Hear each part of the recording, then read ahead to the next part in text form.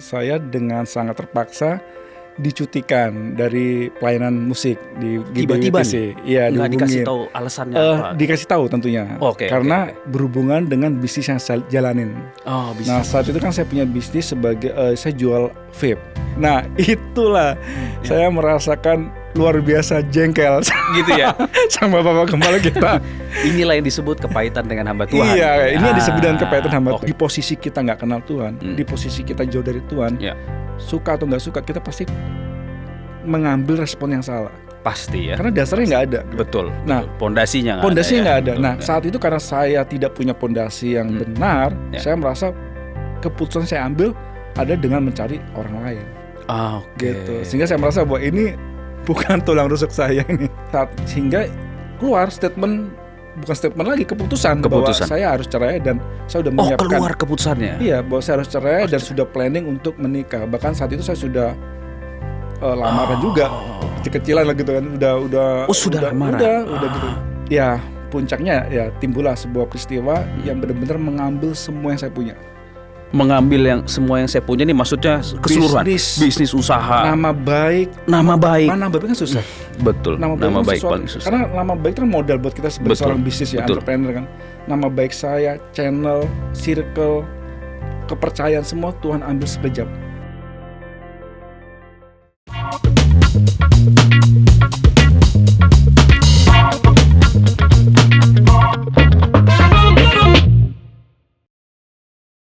Selamat datang teman-teman di Open the Door.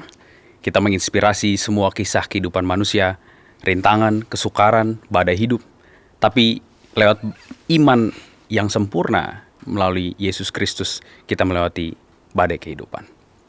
Hari ini saya kedatangan satu tamu yang ya dibilang dia pelayan Tuhan, tapi banyak permasalahan hidupnya, ada bisnisnya berantakan, rumah tangganya kacau, terus sempat juga ada kepahitan sama hamba Tuhan. Tapi kita lihat bagaimana mujizat bekerja luar biasa dalam kehidupannya. Semoga kita bisa ambil hikmahnya sehingga kita bisa melakukan yang terbaik juga buat Tuhan. Saya Efraim, GBWTC, Open the Door. Oke, Mas Roy. Waduh. Sehat Mas Roy? Sehat, puji Tuhan. Ya panggilnya apa nih? Mas Roy atau Mas Bro atau apa nih? Dek Roy boleh biar awet muda. Dek Roy. Oke, Mas Roy. Seneng ya bisa sampai di sini ya? Senang ya, ternyata ini perdana ya. Ini perdana kita nih ya. Merasa bersyukur diundang yang perdana. Iya, deg-degannya nambah. Gak ada benchmarknya soalnya. Iya. Mas Roy boleh diceritain dulu nih. Mas Roy sekarang lagi ngapain? Ya, saat ini saya lagi aktif sebagai bisnis konsultan. Jadi pegang brand. Selain itu juga puji Tuhan tahun ini, awal-awal tahun kemarin saya juga bisa buka toko untuk penyediaan alat-alat fitness dan alat gym di Gading Serpong. Wah, keren ya. Betul. Jadi bisnis sekarang banyak ya. Ditambahkan sama yang ditambahkan di atas. Semua ya. Setelah dikurangin. Setelah dikurangin atau dihabisin? Sampai diminusin. Ya. Wah, luar biasa. Oke, Mas Roy. Itu ya masih tetap puji Tuhan juga pelayanan juga tetap mulai pelayanan aktif lagi setelah sempat cuti menghilang. Iya. Mas Roy ini pelayan gitar gitu ya. Jadi kalau saya lagi ibadah nih lihat Mas Roy itu lagi main gitar, masuk tuh penyembahannya makin mantap Mas Roy ya. Terima kasih. Mas Roy sudah berkeluarga ya? Sudah berkeluarga, istri, anak 1, 2? Iya, atau anak baru 1. Anak baru 1, umur berapa anak ya? Baru 1 umur 7 tahun. Umur 7 tahun ya. Lagi bergumul sih. Kalau Tuhan izinkan pengen nambah lagi yang kedua. Tambah dong yang kedua. Iya, biar ada adiknya gitu. Biar ada temannya. Oke Mas Roy. Jadi saya sebetulnya pribadi udah sempat dengar ceritanya waktu di Doa Fajar ya. Luar biasa sekali ceritanya itu. Boleh kita cerita nih mulai dari awalnya gimana sih Mas Roy nih pas pertama kali itu lewatin sebuah badainya, ketemu badainya gimana tuh? Boleh silakan. Iya, awal sih suatu saat tiba-tiba Ko Kiki itu adalah PW pastor kita. Hubungin saya bahwa saya dengan sangat terpaksa dicutikan dari pelayanan musik di GBWTC. Iya, nggak dikasih tahu alasannya apa? Dikasih tahu tentunya. Karena berhubungan dengan bisnis yang saya jalanin. Nah, saat itu kan saya punya bisnis sebagai saya jual vape. Jual vape. Elektrik cigarette saat itu. Elektrik. Iya. Iya. Terus saya komplain karena saya merasa bahwa nggak ada yang salah dalam bisnis saya gitu kan. Tapi semua reason yang saya berikan, semua komplain yang saya berikan nggak bisa. Tetap keputusan dari gereja dan juga keputusan dari Bapak Gembala kita bahwa saya nggak bisa pelayanan dulu karena bisnis yang jalanin. Oh, ini juga sampai ke Pak Gembala berarti sampai. Dan itu bahkan keputusan dari Pak Gembala. Keputusan dari Pak Gembala. Bukan dari keputusan dari Ko Kiki. Ko Kiki waktu hanya menyampaikan aja keputusan dari Pak Gembala. Nah, itulah saya merasakan luar biasa jengkel gitu ya sama Bapak Gembala kita. Inilah yang disebut kepahitan dengan hamba Tuhan. Iya, ini yang disebut dengan kepahitan hamba Tuhan. Sehingga hal itu mendorong buat saya untuk nggak gereja-gereja lah, nggak Tuhan-Tuhanan, gitu malas lah gitu kan. Kecewa karena saya merasa bahwa ini nggak fair buat saya gitu. Ya betul. Dan mungkin karena perjalanan hidup saya memang sudah terbiasa mandiri kan, saya dulu dari kecil memang dari keluarga yang nggak punya ya. Jadi saya udah terbiasa dari SD itu uang makan sendiri, cari kerja sendiri.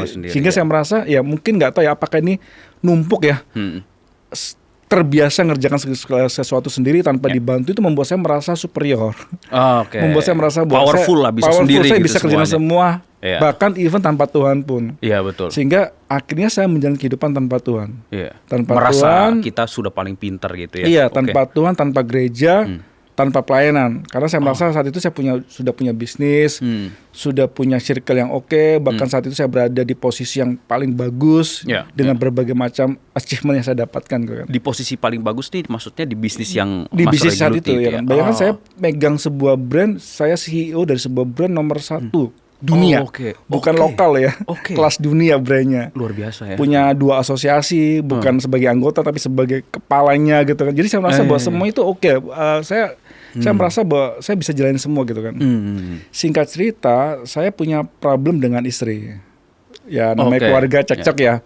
Ribut, berantem, terlepas memang dari sikap saya mungkin terlalu kasar, terlalu keras sama dia. Jadi kalau ngomong suka bener-bener kayak ngomong sama karyawan gitu kan. Apakah ini bisa jadi faktor karena mungkin Mas Roy ini sudah dengan jabatannya, dengan segala macam yang dipegang itu, jadi karena terlalu sibuk gitu akhirnya kurang komunikasi dengan istri atau gimana? Saat itu saya merasa apa yang saya lakukan benar. Setelah ditarik belakang, setelah saya flashback, setelah saya ikut TC07 ya kan. TC07. Ini mesti ikut nih ya. Pemirsa sekalian ya. Wajib nih. Buat ikut. Keluarga, gak peduli mau keluarga muda, keluarga yang sudah puluhan tahun, jangan merasa lu udah hebat. Betul, saya juga ikut soalnya. Wajib ikut TC07. Iya, ada aja gitu yang tiba-tiba ternyata begini, kita nggak tahu ya, ini wajib ikut. Setelah saya ikut TC07 saya baru ngerti, ini toh yang dinamakan dengan keadilan. Keadilan, betul. Sikap suami kepada istri, saya baru ngeh.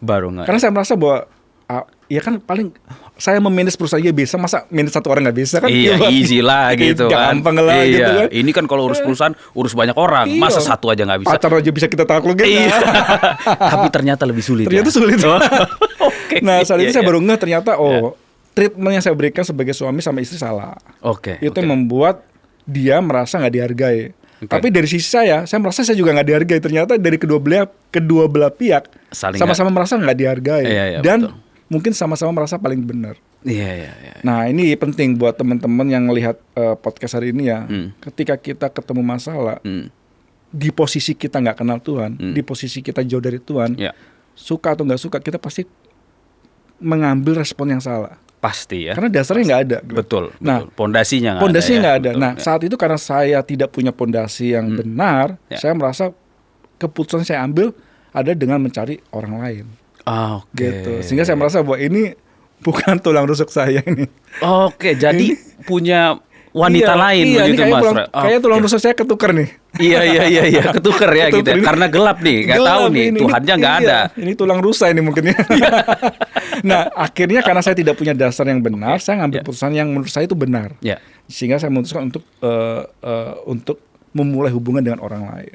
Jadi apakah ini awal permasalahannya dari rentetan mungkin yang permasalahan lain? Jadi mulai dari salah komunikasi, tidak menghargai dengan orang rumah, istri begitu ya. Akhirnya mulai masuk ke babak yang selanjutnya gitu. Mulai babak ke situ. Jadi karena mulai dari rumah tangga dulu. Iya, dari rumah tangga. Silakan lanjut Mas Roy. Nah, sebenarnya ketika saya ngambil keputusan itu sudah ada banyak peringatan yang diberikan. Contohnya, Mama saya ngasih penolakan, ngasih penjelasan. Beberapa pendeta yang saya kenal juga ngasih respon yang sama juga bahwa keputusan saya ambil salah. Tapi baik lagi saya merasa bahwa nggak ada yang salah. So, okay, fine. Oke, karena saat itu saya berpikir bahwa saya punya hak untuk bahagia kok. Betul. Karena saat itu saya merasa saya nggak bahagia. Betul. Saya berhak dong hidup cuma sekali. Saya berhak merasa bahagia dong. Dan saya merasa saya nggak bahagia dengan yang istri saya saat ini gitu. Oke. Nah hingga keluar statement, bukan statement lagi, keputusan bahwa saya harus cerai dan saya sudah menyiapkan. Keluar keputusannya. Iya, bahwa saya harus cerai dan sudah planning untuk menikah. Bahkan saat itu saya sudah lamaran juga, kecil-kecilan lah gitu kan. Sudah lamaran. Udah gitu. Hingga ya puncaknya ya timbullah sebuah peristiwa yang benar-benar mengambil semua yang saya punya. Mengambil semua yang saya punya nih maksudnya keseluruhan bisnis usaha. Nama baik kan susah. Betul. Nama baik paling susah. Karena nama baik itu kan modal buat kita sebagai seorang bisnis ya, entrepreneur kan. Nama baik saya, channel, circle, kepercayaan semua Tuhan ambil sekejap. Wah, gila ya. Habis. Ini serem ya, begini ya. Luar biasa. Lanjut Mas Roy, ini makin seru ceritanya. Ketika keluarga saya mau diambil, ya nggak apa-apa. Karena saat itu saya merasa bahwa kebetulan. Karena emang udah lamaran nih sama yang sana. Mau mulai hidup yang baru. Jadi saya tuh sedihnya tuh adalah ketika bisnis saya diambil. Kepercayaan saya diambil, nama baik saya diambil. Karena saat itu kan saya, ya ketika saya menjalankan bisnis saya saat itu, saya sudah terbiasa jadi salah satu public figure di industri itu gitu kan. Sehingga saya muncul rasa keakuan itu, arogansi tinggi dengan sesuatu yang baik kok tiba-tiba harus dikenal dengan sesuatu yang buruk gitu. Saya nggak menyayangkan ketika keluarga saya diambang kehancuran saat itu. Karena memang saya nggak ada niat untuk mempertahankan itu. Betul. Singkat cerita, saya harus menghadapi suatu posisi kondisi yang membuat saya itu. Tapi saat itu saya nggak takut. Jadi saat itu saya mengalami problem bea cukai dengan bisnis yang saya punya saat itu. Oke. Dengan problem bea cukai, dan saat itu saya merasa nggak takut. Kenapa? Karena saya merasa dendanya juga nggak gede, ya kan, cuma 200 jutaan, hal yang sepele. Dan saya saat itu merasa punya channel. Saya punya channel di bea cukai, saya juga punya channel di berbagai instansi terkait. Sebentar Mas Roy. Jadi ini mulai karena dari permasalahan istri, lalu timbul keputusan mau cerai karena keakuannya banyak. Terus mulai dari sana ngerasa semakin besar lagi, akhirnya mulailah masuk ke dalam permasalahan bisnis nih. Lanjut Mas Roy. Nah, jadi waktu itu saya nggak ngeh ini apa rentetannya. Cuman saya pikir ini adalah sesuatu hal yang berbeda. Saya punya masalah sama keluarga, tiba-tiba saya punya masalah sama bisnis. Saya merasa ini dua hal yang berbeda gitu kan. Udah ini keluarga, bisnis. Ya kita selesaikan ini beres-beres. Bukan sesuatu. Nah, ketika saya punya problem dengan bisnis, saya merasa bahwa saya bisa diselesaikan. Kenapa? Karena ketika kejadian itu di bulan Februari atau Maret, ya saya nggak langsung diproses tuh. Gak langsung diproses, saya rasa aman, beres. Sehingga pada akhirnya bulan Agustus, berarti kalau Februari ke Agustus kan 5 bulan kemudian. Februari Agustus kita 5 bulan. Saya dipanggil sama Bea Cukai tentang case saya waktu itu. Kan? Dan ternyata dari case itu memaksa saya harus berada di dalam Bea Cukai. Ini pada saat lagi proses Februari ke bulan yang pas dipanggil Bea Cukai itu, apakah sudah cerai atau? Belum cerai. Tapi niat sudah ada. Tapi istri sudah tahu. Istri sudah tahu. Istri terima. Belum.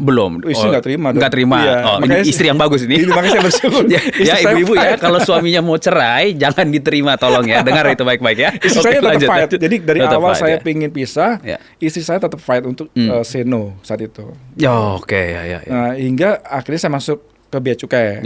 Dengan proses yang panjang, balik lagi tuh saya masih merasa bahwa ini adalah hal yang biasa. Betul. Karena namanya juga bisnis ya, mungkin sesekali keselio, sesekali kesandung, nggak masalah. Kenapa? Karena saya yakin dengan beberapa challenge saya punya, Roy ini masalah sepele, udahlah kamu makan tidur aja, beres sebentar lagi juga selesai gitu kan. Puncaknya adalah nggak beres-beres puncaknya. Makin rumit berarti. Makin rumit. Ini kayaknya makin rumit itu dua istri makin kuat biasanya nih. Lanjut Mas Roy. Makin rumit hingga puncaknya saya harus divonis bersalah. Keluar vonisnya bahwa saya bersalah. Stres dong. Gak stres juga, belum stres ini. Karena balik lagi, saya masih yakin bahwa itu beres. Itu pasti beres. Kenapa? Karena bayangin 3 lawyer. Iya betul. Dengan nama besar, betul ya. Lawyer bukan lawyer yang ecek-ecek yang bagus. Yang bagus-bagus semua. Terus kemudian circle channel yang saya punya, baik itu di kejaksaan, dari level Kejari, Kejati sampai ke Kejagung ada. Wah, udah. Nah, Itu sampai di dalam petugas lapas pun saya juga udah punya channel semua. Jadi saya yakin banget beres gitu. Pasti beres itu. Kalau kita pikir logika manusia ya, maksudnya dengan kekuasaan atau channel setinggi ini beres pasti clear pasti ya. beres semua. Oke, lanjut Mas Roy terus. Ternyata enggak. Ternyata. Iya. Enggak. Itulah Sudah masuk Tuhan ke dalam. ya. Saya mau menikmati hidup paling sebulan 2 bulan juga beres. Ternyata enggak gitu. Iya. Hingga enggak, itulah puncaknya. Puncak pertobatan saya itu di situ. Nah, tapi sebelumnya saya mau kasih tahu, ketika saya masuk ke dalam lapas, saya pelayanan. Oh, di dalam lapas pelayanan saya merasa ini? bertobat. Oke. Tuhan, saya harus masuk ke dalam nih. Ternyata saya masih vonis, tapi nggak apa-apa. Saya mau isi saya dengan sesuatu yang baik. Saya kirim gitar ke gereja, kan di dalam lapas kan ada gereja kan? Ada gereja, betul. Di dalam lapas saya main musik di gereja dan setiap dia tuh ibadah itu saya lupa ya, seminggu tuh bisa 4-5 kali. Oke. Nggak pernah absen. Nggak pernah absen. Selalu Terus hadir. gitu ya. Nah, saat itu saya merasa bahwa nggak ada yang salah dalam hidup saya. Ya. Saya sudah balik pelayanan, Ya. rajin ke gereja, baca Alkitab, walaupun tetap ingin cerai. Walaupun iya, oke. Jadi Oke. saat itu ketika saya masih di dalam pelayanan, masih di dalam lapas, tetap sama keputusan bahwa saya mau cerai. Kenapa? Saya sudah minta 3 tanda sama Tuhan. Ya. Tuhan, saya minta 3 bukti tanda kalau saya harus cerai. Kalau ini dikabulkan, berarti Tuhan izinkan saya cerai. Ya, oke. Dikabulkan loh. 3 apa 3 tanda ini? Wah. Apa Rahasia. bisa diceritakan? Saya gak bisa Ini ceritakan, rahasia ya. iya. Oke. Tapi ini 3 tanda yang sangat gak mungkin terjadi. Tidak mungkin. Tidak mungkin lah. Oke, tapi dikasih tunjuk iya, gitu. Tapi hal yang gak mungkin kok bisa Tuhan kasih. Ya. Solid dong. Solid, betul. Bahwa wah pasti. Logika manusia kita solid, Tuhan betul. izinkan saya cerai. Bahkan saya ngasih pembenaran kan dengan melihat banyak fakta-fakta. Wah, ada juga yang bahagia karena cerai gitu kan. Jadi saya nego sama Tuhan bahwa Tuhan sudah kasih saya bukti, 3 tanda terbukti. Ya. Banyak hal-hal juga saya udah kasih bahwa ternyata saya bisa, orang lain bisa kok bahagia karena cerai, berarti saya juga bisa bahagia. Ya, Mas Roy, boleh tanya nggak? Dari 3 tanda ini, sebetulnya apakah salah satu di antaranya itu ada pertanyaan kita kepada mentor kita, atau biasanya kita sebut dengan hamba Tuhan ya? Kita tanya sama hamba Tuhan, Pak, ada sharing dengan teman-teman seiman gitu? Apa itu ada? Nggak ada. Itu nggak ada ya berarti? Lebih kepada saya lebih kepada duniawi bikin ini. Lebih kepada saya lagi menciptakan 3 skenario yang nggak mungkin. 3 skenario nggak mungkin, oke. Tuhan, kalau ini terjadi ini, kalau ada ini kejadian kayak betul. ini, kalau ada kejadian kayak ini, Ya. yang menurut saya selama saya hidup itu nggak mungkin ada ketiga. Betul. Kalau ini sampai terjadi semua, berarti Tuhan izinkan saya cerai. Ya. Bayangkan terjadi semua. Terjadi semua ya. Iya. Pokoknya skenario tentang yang itu Iya. tadi ya. Pokoknya Tapi tidak ada yang misalnya kita sharing dengan hamba Nggak Tuhan ada. atau maksudnya. Oke, lanjut Mas. Jadi Roy. ini adalah 3 skenario yang kalau terjadi berarti Tuhan izinkan dan terjadi semua. Terjadi semua. Oke. Nah, puncaknya adalah ketika saya di kamar, saya lagi doa dan saya lagi bergumul, kenapa kok semua pintu merasa ditutup? Bukan soal itu. Saya punya kebiasaan. Kalau saya lagi bergumul, saya setiap doa saya selalu tutup dengan kalimat gini. Jika Tuhan di pihak kita, siapakah lawan kita? Oke. Gak ada.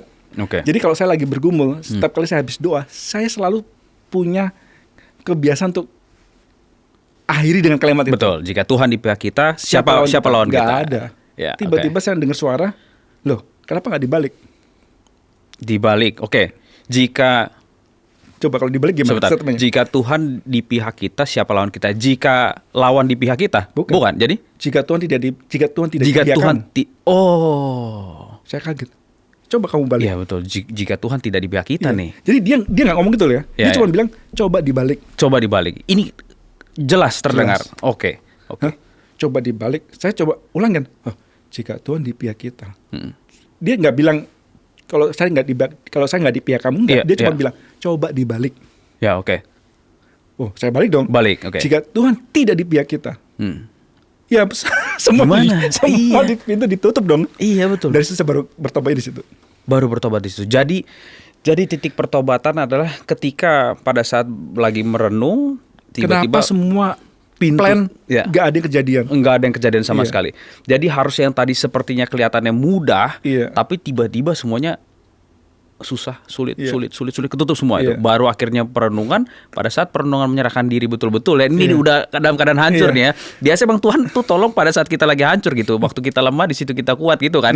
Ditolong, ternyata ada suara Tuhan tadi itu ya. Nah, saya nggak tahu, bisa jadi mungkin Tuhan ngomong sudah dari awal. Tapi nggak mau dengar kita. Kita bisa jadi nggak mau dengar kan. Iya. Nah, kalau kemarin saya ikut pembekalan Kersel sama Pak Ferry kan juga sempat dia ngajarin tentang mendengar suara Tuhan. Tapi bisa jadi mungkin Tuhan ngomong, tapi kan saya nggak dengar. Karena tadi ya salah satunya mungkin karena kesombongan kita. Iya, karena ego itu biasanya menutup memang. Nah, ketika saya sudah mulai hancur saat itu, sudah merasa putus asa, nyerah nih, kenapa semua kok pintu ditutup?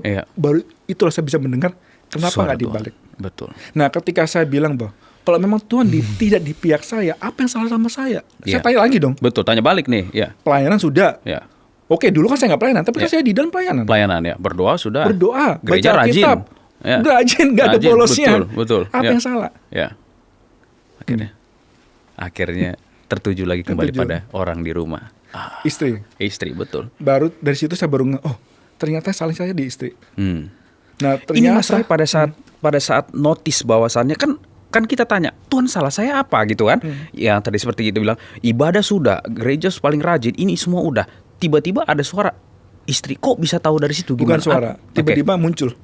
Tiba-tiba muncul di bayangan saya. Oh, itu sering terjadi ya pada saat berdoa tuh kadang-kadang kita nggak tahu. Iya, saya juga sering sih, Mas Roy. Jadi waktu itu nggak ada suara, cuman ketika saya tanya apa yang salah, orang saya udah kan saya merasa bertobat kan. Orang dulunya nggak pelayanan sudah pelayanan. Betul. Dulu nggak baca Alkitab, sudah baca Alkitab, apa yang salah gitu kan. Ketika saya tanya apa yang salah, tiba-tiba saya keinget dia gitu.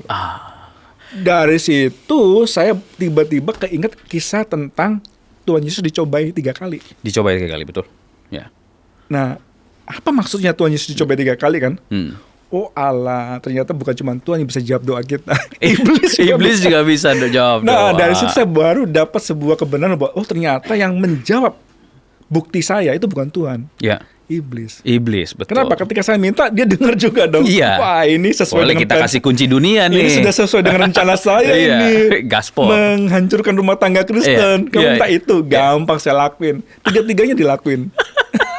Ini pemirsa ya, ada hikmahnya juga ya. Kenapa saya bilang tadi pertama, istri kalau ada suaminya yang mau minta cerai jangan dicerain, atau sebaliknya juga begitu ya.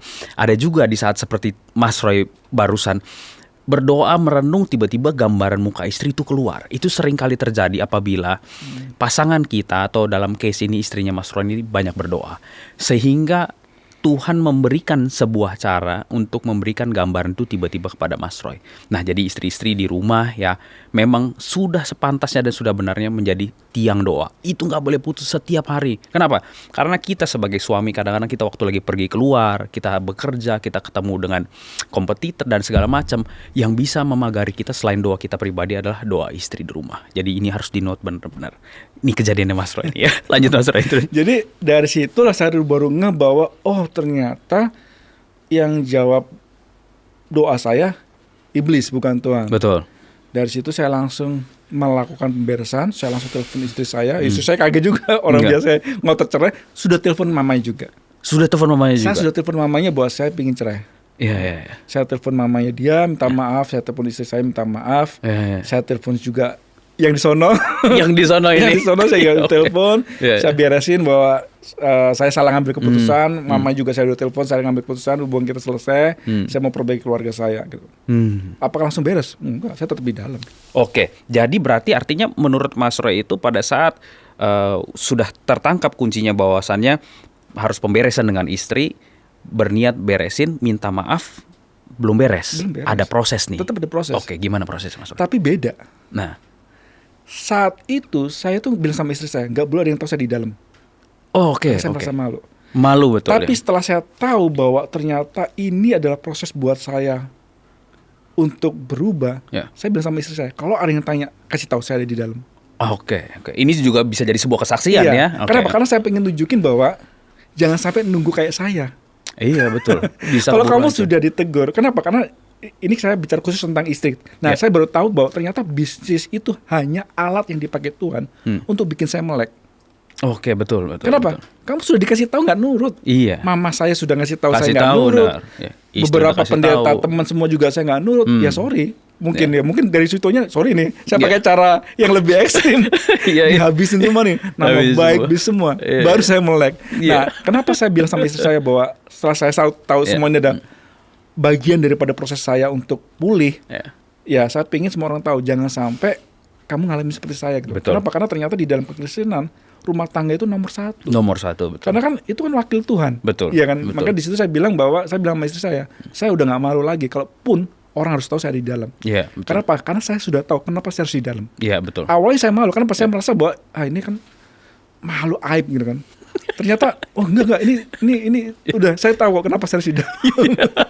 Dan puji Tuhan setelah saya nyadarin itu semua 3 bulan saya dapat kabar bahwa pengajuan saya disetujuin, saya bisa dapat remisi banyak segala macam hingga akhirnya saya bisa bebas bersyarat. Akhirnya bebas bersyarat. Jadi setelah minta maaf dengan istri, pengakuan sama Tuhan, minta maaf sama orang tua, lalu diproses dulu sedemikian rupa, akhirnya baru bisa keluar ya gitu ya Mas Roy. Jadi nggak langsung habis minta maaf, ucuk-ucuk langsung keluar gitu ya. Jadi ada prosesnya gitu ya Mas Roy. Oke, Mas Roy, apa yang dirasakan pada saat Mas Roy keluar dari semua kesakitan ini, ketemu dengan istri, ada sebuah janji apa yang dibikin sama istri nih? Misalnya contoh, aku tahu aku salah karena ini semua terjadi tuh karena aku nggak ini sama kamu. Oke, aku berjanji mulai dari ini. Apa ada sebuah janji nggak dengan istri? Kalau janji enggak, saya cuma bilang gini sama istri saya bahwa kita perlu belajar bareng lagi dari nol. Belajar bareng lagi dari nol. Kenapa? Karena saya bilang ketika saya keluar, saya bilang sama istri jelas banget, saya bilang gak usah ngomongin finansial dulu ya. Ya. Itu cuma bonus lah dari segalanya. Bukan, karena memang gak ada. Apa yang habis kan ya? Habis. Iya kan habis. Jadi saya percaya, saya bilang kalau kita fokus ke finansial, saya nggak yakin bisa. Kenapa? Karena saya udah tahu problem utamanya adalah keluarga. Iya, betul. Keluarga saya yang bermasalah. Ya. Sehingga saya bilang sama istri saya bahwa kalau saya disuruh benerin, saya nggak ngerti. Kenapa? Karena apa yang harus dibenerin, orang saya gagal gitu kan. Makanya saya bilang sama istri saya, solusinya adalah kita belajar yang ngerti. Makanya saya tanya sama Ko Kiki kan, apa nih di BTC? Ko Kiki kasih tahu, kamu harus ikut TC 07. Nah, saya bilang sama istri saya ikut TC 07 gitu kan. Nah, di situlah saya belajar bagaimana caranya memiliki keluarga yang seperti apa yang firman Tuhan mau. Nah, dari situlah bener, setelah saya selesai ngikutin TC 07 dan saya belajar sama istri mengaplikasikan, apakah tidak ada pertengkaran? Tetap ada. Betul. Bedanya responnya udah beda. Cara komunikasinya beda, betul. Cara saya sama istri beresin masalah itu udah totally different. Udah beda banget. Dan ya tadi saya bilang, ketika keluarga kita beres, bonusnya apa? Jalan mulai dibuka. Jadi pada akhirnya begitu beres, mulai dari nol lagi, ikut kelas TC 07 ya, harus ikut ya. TC 07, akhirnya pemulihan terjadi. Apa yang terjadi selanjutnya? Apakah langsung balik gitu aja cepet atau gimana? Atau bisnis yang dulu diambil lagi atau gimana? Contoh yang paling simpel, tiba-tiba ada orang telepon, Roy, tolong dong buatin desain branding tentang saya punya bisnis ini. Paling simpel, saya buatin segala bla bla bla bla, kan? Dapat uang. Ya, betul. Roy, ini ada ini. Jadi tiba-tiba dari situ ada orang pingin minta dibantu bisnisnya. Nah, dari situ saya muncul ide bahwa kan saya punya pengalaman sebagai CEO. Saya punya pengalaman ada bagaimana menghandle sebuah bisnis segala macam. Akhirnya dari situ akhirnya saya punya, Tuhan mulai buka jalan, tiba-tiba Tuhan kasih klien yang bisa membuat saya menjalankan bisnis saya sebagai bisnis konsultan. Karena sebagai bisnis konsultan nggak gampang. Betul. Kompetitor banyak lebih gede. Betul. Tapi kan tadi tiba-tiba Tuhan kasih jalan bagaimana saya bisa menjalankan, dipercaya sebagai bisnis konsultan dan berhasil. Yang saya handle gitu. Nah itu yang membuat saya tuh merasa beda. Ketika saya ngadepin banyak problem, entah itu di keluarga ataupun di dalam bisnis yang saya kontrol saya ngerasain cara Tuhan ngasih solusi itu beda. Ada aja ide. Kenapa nggak gini? Sampai partner saya bilang, Roy, tangan emasnya Roy kembali.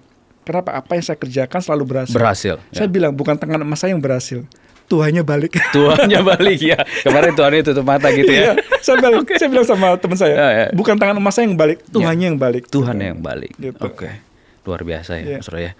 Jadi kita barusan mendengar ya, begitu kacaunya sebuah kesombongan ya, diawali dari keangkuhan yang besar, akhirnya tidak menjalin hubungan yang baik dengan istri terutama. Akhirnya mulai satu-satu dihancurkan bisnisnya, nama baik juga habis. Selesai dari nama baik habis, terus masih merasa angkuh dan sombong. Sekiranya ini bakal selesai dengan mudah, tapi ternyata makin dipersulit. Akhirnya diberi gambaran tentang istri, pulang kembali kepada istri, segala sesuatu dipermudah. Meskipun lewatin proses ya, karena kita belajar Tuhan itu setia dan adil. Jadi even kita berbuat salah, waktu kita kembali, kita nggak langsung kembali semudah itu ya Mas Ray. Konsekuensi harus tetap kita jalani. Konsekuensi harus kita jalani, tetapi di situ dikatakan bahwa Tuhan setia. Jadi artinya dia adil, dia harus berikan kita konsekuensi, tapi dia juga setia bahwasannya dia akan temani kita terus melalui proses. Proses pelan-pelan, akhirnya Mas Roy pintunya dibukakan satu-satu. Bahkan menjadi seorang bisnis consultant, bisa membuat beberapa macam proyek berhasil, dan sekarang akhirnya lebih besar lagi dari sebelumnya. Iya, bahkan sekarang saya sudah bisa punya toko sendiri. Sudah punya toko yang sendiri. sempat orang pada bilang, gak mungkin lah, kita sudah pernah coba, pasti sepi lah. Gak mungkin lah segala macam. Bayangin saya baru buka 3-4 bulan, omset toko saya itu bisa lebih tinggi dari omset toko-toko lain yang sudah buka puluhan tahun. Kan nggak mungkin kan secara teori gitu kan. Ini nggak mungkin. Iya. Tapi kalau Tuhan kerja pasti mungkin. Ini kerjaannya Tuhan. Sering kali saya bilang sama istri, kok bisa ya ada customer nggak? Oh ya, saya sedikit cerita ya. Ketika saya jalanin bisnis, ilmu teori yang saya punya adalah mulailah bisnis dari yang kita bisa jalankan dari circle kita. Circle ya. Ketika saya mulai buka toko, saya udah plan. Teman saya pasti beli nih, teman saya udah punya listing. Iya. Kagak ada tuh teman saya yang pada beli semua. Nggak ada yang beli semua. Justru yang beli adalah orang-orang yang ada di pikiran kita. Iya. Saya cerita sama istri saya, apa yang saya dapatkan adalah, oh ternyata Tuhan lagi ngajarin kita bahwa kalau sampai yang bener-bener beli ada teman-teman saya, mungkin saya berpikir bahwa ini masih kendali kita nih. Ini toko rame karena program saya berhasil, plan saya berhasil. Nanti balik lagi, nggak berubah lagi sayanya kan. Betul, balik lagi ke yang dulu lagi nih. Saya lagi belajar, oh ya ternyata saya diingatkan lagi. Ayo Roy, kalaupun kamu harus berhasil, bukan karena kamunya loh ya, karena ada campur tangan yang di atas. Nah di situ saya jadi diingatkan lagi sama istri saya bilang bahwa, oh iya ya, kalau kitanya harus selalu maju, otomatis tuanya akan semakin ke bawah. Betul. Nah kalau tuanya semakin kecil, mau apa yang kita harapkan? Ya kan? Orang tuanya makin kita bikin kecil. Mau musisi apa yang kita harapkan? Justru ya kita harus ngecil supaya tuanya gede. Nah kalau tuanya gede ya musisi akan terjadi. Nah itu saya alami di bisnis saya. Banyak sekali Tuhan kirimkan customer yang nggak mungkin.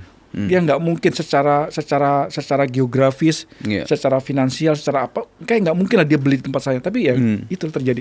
Hebat ya, Tuhan kasih sesuatu yang nggak mungkin. Iya, saya juga pernah mengalami seperti Mas Roy. Ketika benar-benar kita kendalikan logika kita, wah sepertinya kita jadi hebat banget gitu ya. Pada saat kita turun tangan, pakai tangan kita nih, Tuhan nggak mau gitu. Tapi pada saat kita minta tolong, Tuhan turun tangan gitu. Luar biasa. Nggak ada dalam sejarah saya itu belajar. Dulu ketika saya punya kantor sendiri, saya nggak ada numpangin, nggak ada. Tapi kita pikir gimana caranya supaya omset ini naik, berarti harus begini.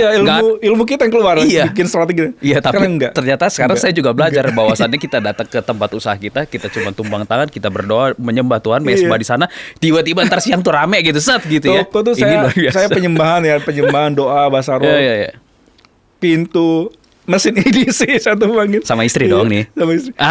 Nah, cuman bedanya gini, Gini bedanya, Tuhan tuh bisa kirim lewat akal budi kita. Ya, oke. Ya benar, jadi tiba-tiba tuh saya dikasih banyak hikmat ketika saya tiba-tiba ketemu klien atau bahkan sampai sekarang banyak handle project-project pengadaan gede-gede. Wah, luar biasa. Saya tuh bisa menang tender dari brand-brand lain, yaitu tiba-tiba Tuhan kasih hikmat. Cara approach tuh gimana, segala macam. Nah, yang tidak pernah dipelajari nih. Maksud saya tuh gini, jadi bedanya gini. Dulu sebagai seorang CEO, ya kalau mau sedikit sombong, saya pernah dapat penghargaan CEO terbaik se-Asia Tenggara loh. Tahun 2019. Di sektor industri elektrik grid. Luar biasa ya. Cuma tadi tuh saya belajar, ternyata beda kerja dengan Tuhan sama kerja tanpa Tuhan. Beda gini, as a profesional, dulu saya mikir dengan menggunakan semua effort yang saya punya, resultnya tuh kok beda ya. Beda resultnya. Saya merasa bahwa ini seharusnya works ini. Tapi beda ketika saya sekarang, pola kerja saya berbeda. Saya tuh biasanya saya mulai dengan doa dulu kan.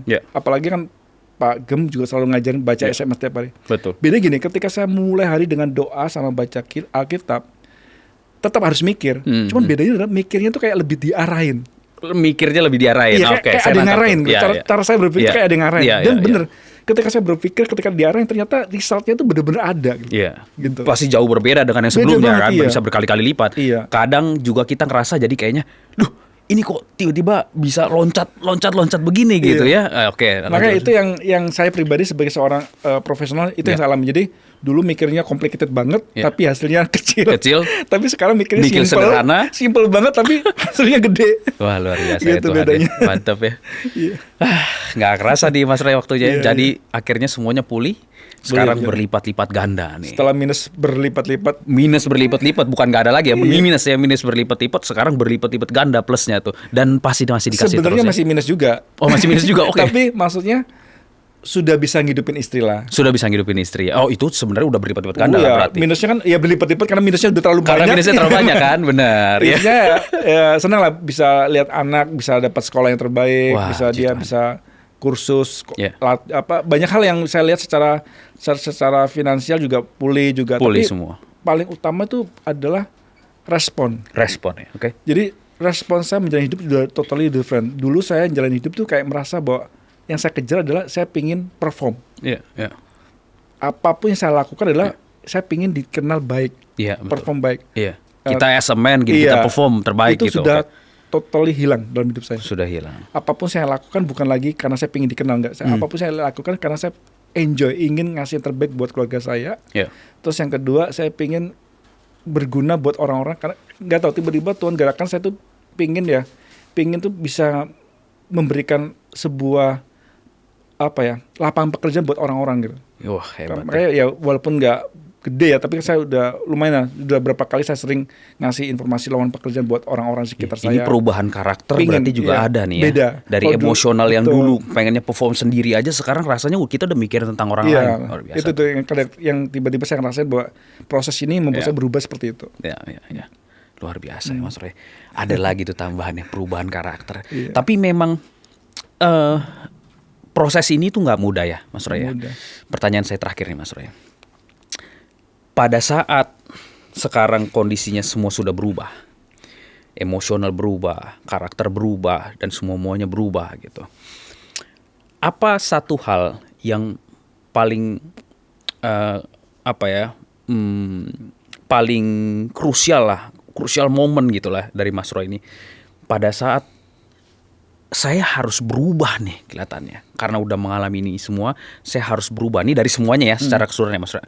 Momen krusial apa yang Mas Roy paling ingat tentang Tuhan pada saat saya harus ikut ke jalan Tuhan? Karena menurut saya ada orang yang mereka sudah ikut Tuhan, tapi pada saat mereka mengalami hal-hal tertentu itu mereka tetap aja gitu, udahlah Tuhan mah nomor sekian lah gitu segala macam. Akhirnya mereka tetap menyimpang tapi mereka sukses juga gitu. Nah, ada orang yang memang mereka pilih jalan Tuhan, kita melewati proses yang sakit, akhirnya berlipat-lipat ganda. Nah, momen krusial apa yang kira-kira Mas Roy paling ingat bahwa saya harus kembali ke jalan Tuhan? Gini, kalau kita ngomongin bertobat, saya juga pernah bertobat. Betul.